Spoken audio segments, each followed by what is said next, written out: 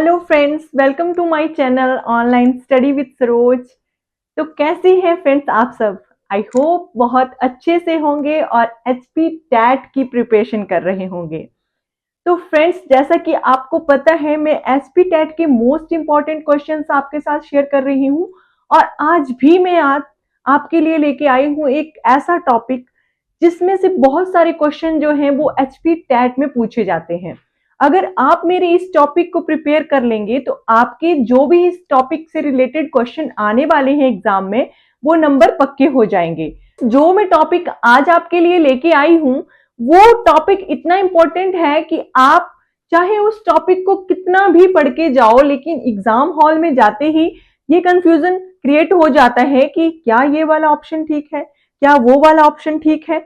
तो आज मैं आपके लिए लेके आई हूं ऐसा टॉपिक जो बहुत ही इंपॉर्टेंट है और आपको एचपी टैट एग्जाम देने में बहुत ही हेल्प करेगा।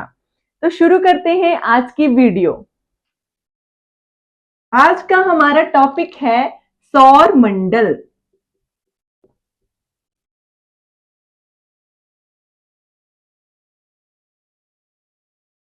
तो फ्रेंड्स, सबसे पहले तो हमें यह पता होना चाहिए कि सौर मंडल में टोटल कितने प्लैनेट्स हैं और जो है उनका सीक्वेंस क्या है। मैं आपके साथ एक ऐसा ट्रिक भी शेयर करूंगी जिसमें आपको इन ग्रहों को याद रखने में आसानी होगी और मेरे उस ट्रिक के द्वारा आप ग्रहों को आसानी से याद रख पाएंगे, उनका सीक्वेंस आपको बहुत अच्छे से याद रह जाएगा। तो सबसे पहले हमारा ग्रह है बुध, जिसको हम बोलते हैं मरकरी। उसके बाद है दूसरे नंबर पर शुक्र, जो है वीनस। तीसरे नंबर पर हमारा ग्रह है पृथ्वी, यानी कि अर्थ। उसके बाद है मंगल, यानी कि मार्स। उसके बाद बृहस्पति,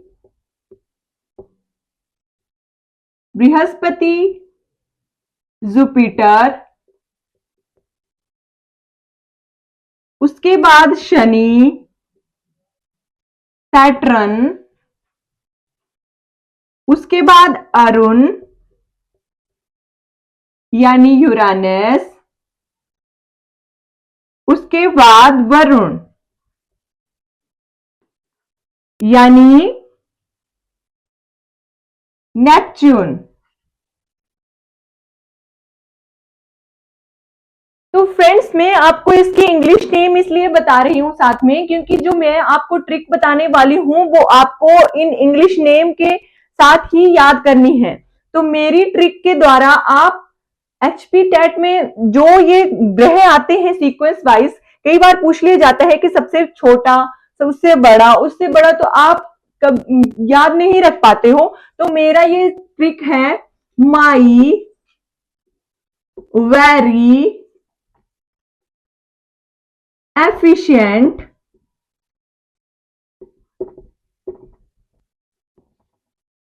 उसके बाद मदर, उसके बाद जस्ट, उसके बाद सर्व्ड,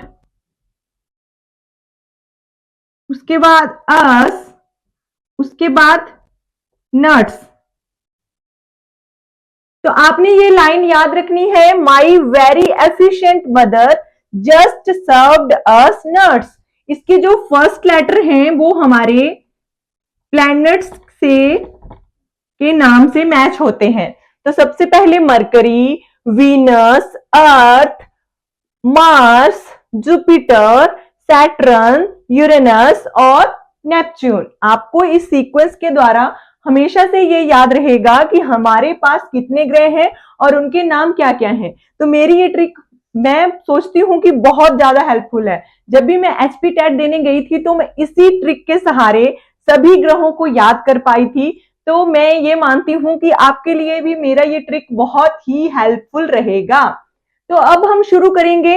ये जो हमारे ग्रह हैं अलग अलग से, हमने इनके बारे में थोड़ा थोड़ा सा जानना है। वैसे तो इनके बारे में सब कुछ जानना बहुत मुश्किल है, लेकिन हम एग्जाम के पॉइंट ऑफ व्यू से मोस्ट इंपॉर्टेंट जो इनके बारे में चीजें हैं बस उन्हीं को पढ़ेंगे, तो हम अलग अलग से इन ग्रहों के बारे में जानेंगे।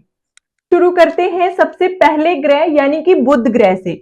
मरकरी, मरकरी एक ऐसा ग्रह है जो सबसे छोटा ग्रह है, सबसे छोटा, यह सौरमंडल का सबसे छोटा ग्रह है। यह सूर्य के समीप है, सबसे ज्यादा सूर्य के समीप ग्रह है। उसके बाद हम इसके बारे में ये याद रखेंगे कि यह अगर सूर्य के नजदीक है तो ये परिक्रमा करने में भी सबसे कम समय लेता है। तो ये सूर्य की परिक्रमा करने में, ये सूर्य की परिक्रमा करने में लगभग 88 दिन, जो सबसे कम है, बाकी ग्रहों से सबसे कम जो टाइम है वो यही लेता है सूर्य की परिक्रमा करने में। उसके बाद हमें यह याद रखना है कि हम इस ग्रह को स्थलीय ग्रह भी कहते हैं। क्या कहते हैं? स्थलीय ग्रह, इसको ही कहते हैं।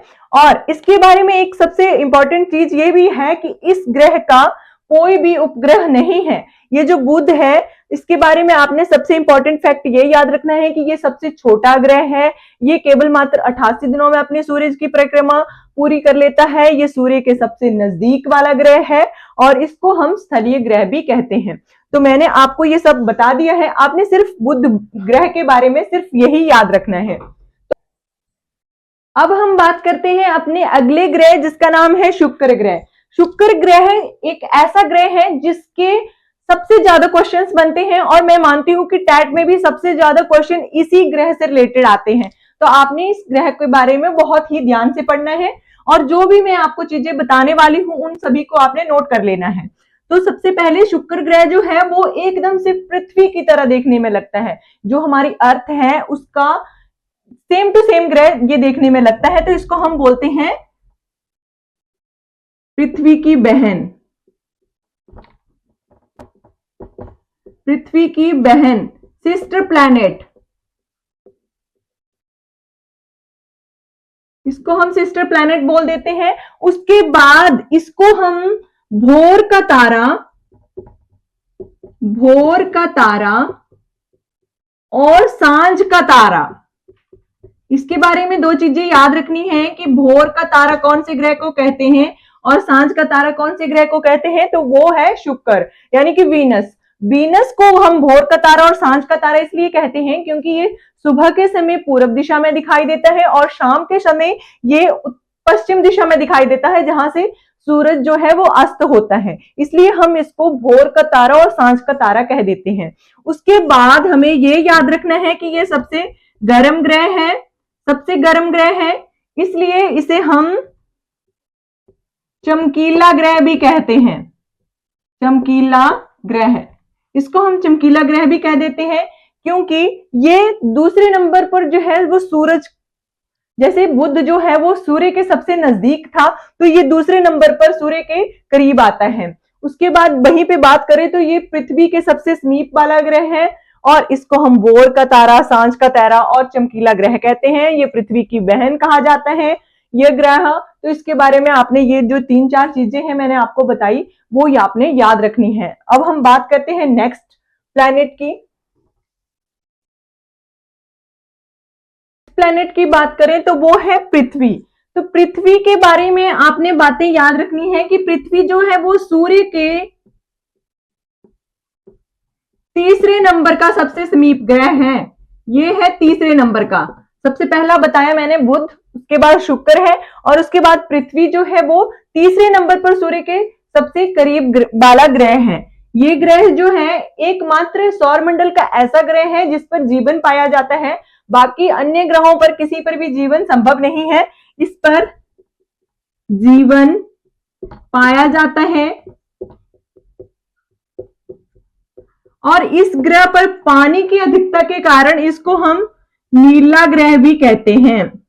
कौन सा ग्रह कहते हैं? नीला ग्रह, ठीक है। और इसका उपग्रह केवल एक है, उसका नाम है, इसका उपग्रह चंद्रमा है।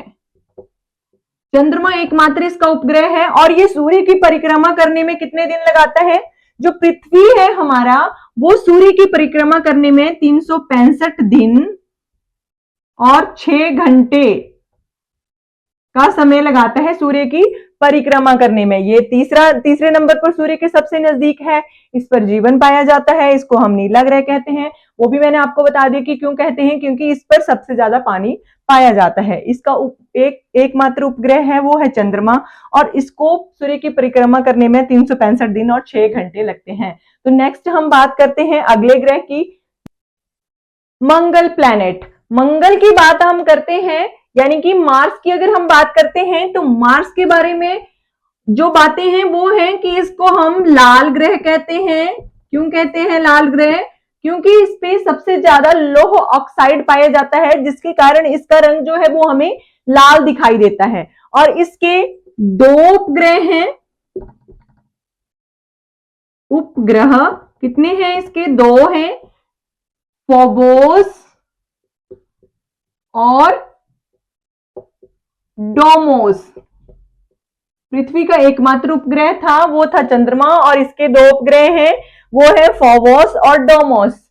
इसके बारे में एक बात और भी याद रखनी है कि इसके ऊपर जो मेसी नाम का एक ज्वालामुखी बना है,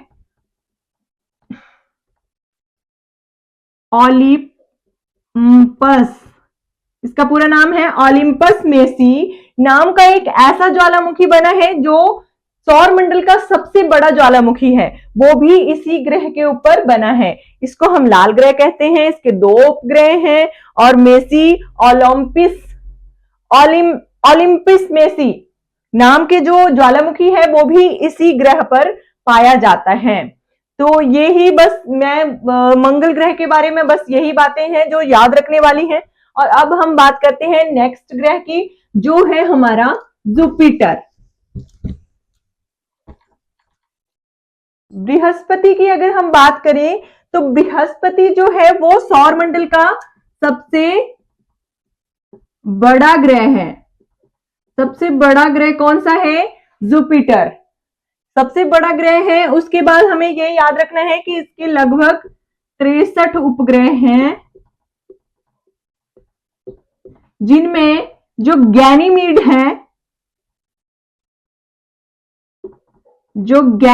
है वो सबसे बड़ा उपग्रह है। इसके अलावा आयो, यूरोपा, अलास्का जो भी उपग्रह हैं वो इसके उपग्रह हैं। उसके बाद हमें ये याद रखना है कि ये अपना परिक्रमा करने में लगभग, सूर्य की परिक्रमा करने में लगभग 12 वर्ष का टाइम लगाता है।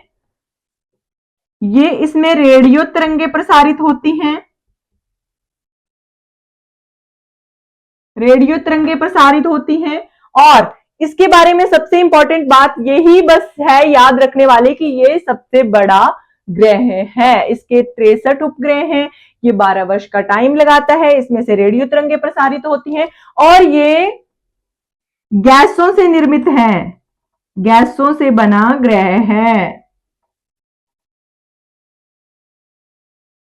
बृहस्पति जो है वो गैसों से बना ग्रह है। इसमें मीथेन, हाइड्रोजन और हीलियम जैसी गैसें जो हैं वो प्रमुख रूप से पाई जाती हैं। तो बृहस्पति के बाद हम बात करते हैं अपने अगले ग्रह की।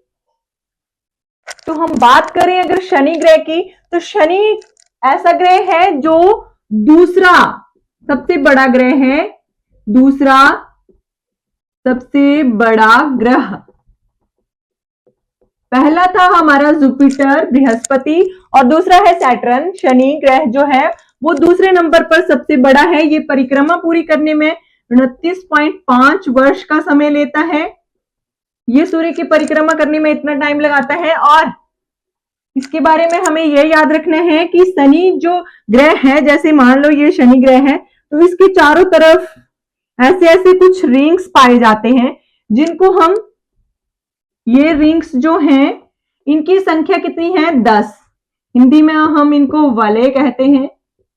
और इसके साथ ही इसके बारे में ये याद रखने वाली बात है कि जो शनि ग्रह है वो बृहस्पति के बाद का दूसरा ग्रह है, और ये अपनी परिक्रमा 29.5 वर्ष में पूरी करता है। इसके साथ ही 10 जो रिंग्स हैं वो इसके बाहर पाए जाते हैं, और इसका जो इसके लगभग 62 उपग्रह हैं। कितने उपग्रह हैं? 62 उपग्रह हैं, जिनमें टाइटन नाम का जो उपग्रह है वो इसका सबसे बड़ा उपग्रह है।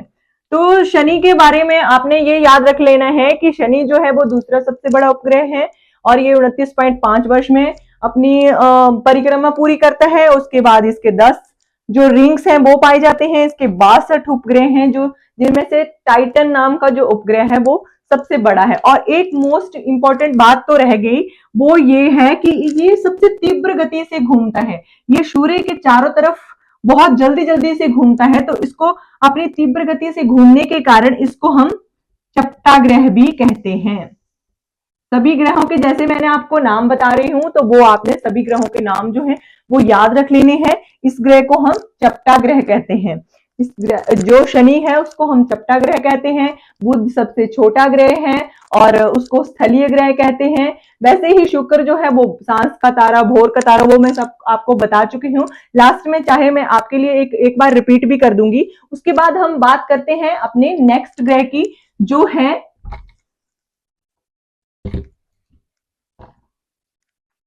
अरुण ग्रह। कौन सा है? अरुण,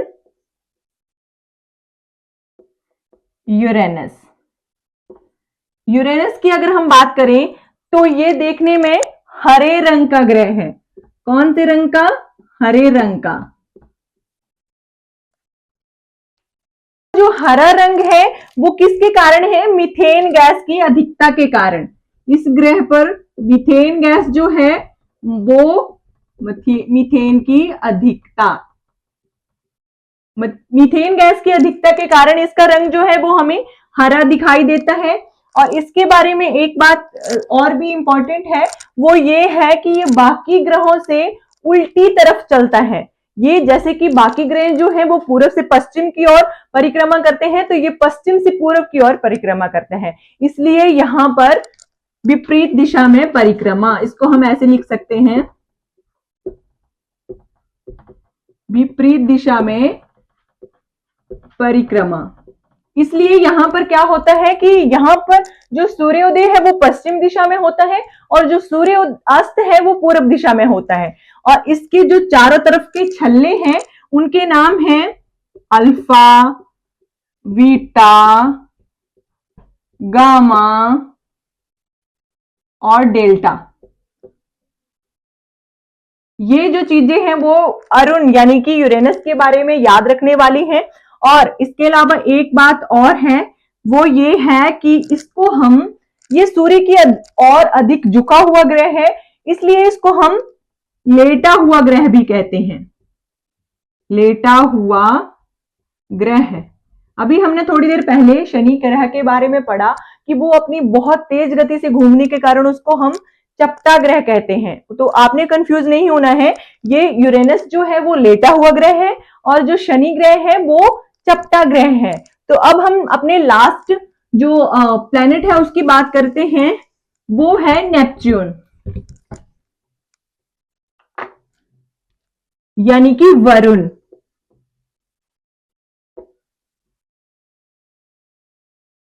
नेपच्यून जो है वो, उसमें सबसे ज्यादा ठंड पाई जाती है। क्यों ठंड पाई जाती है? क्योंकि वो ये ग्रह जो है वो सूर्य के सबसे दूर है, इसलिए ये सबसे ठंडा ग्रह है। इसको जो ज्योतिष शास्त्री है वो इसको जलीय ग्रह भी कह देते हैं, जलीय ग्रह भी कह देते हैं। और इसके लगभग 14 उपग्रह हैं, 14 उपग्रह हैं, जिनमें ट्रीटॉन नाम का जो उपग्रह है वो इसका सबसे बड़ा उपग्रह है। आपने इसके बारे में बस 2-3 बातें याद रखनी है। ये सबसे ठंडा ग्रह है, इसको ज्योतिष शास्त्री जो है वो कई बार जलीय ग्रह कह देते हैं। इसके लगभग 14 उपग्रह हैं।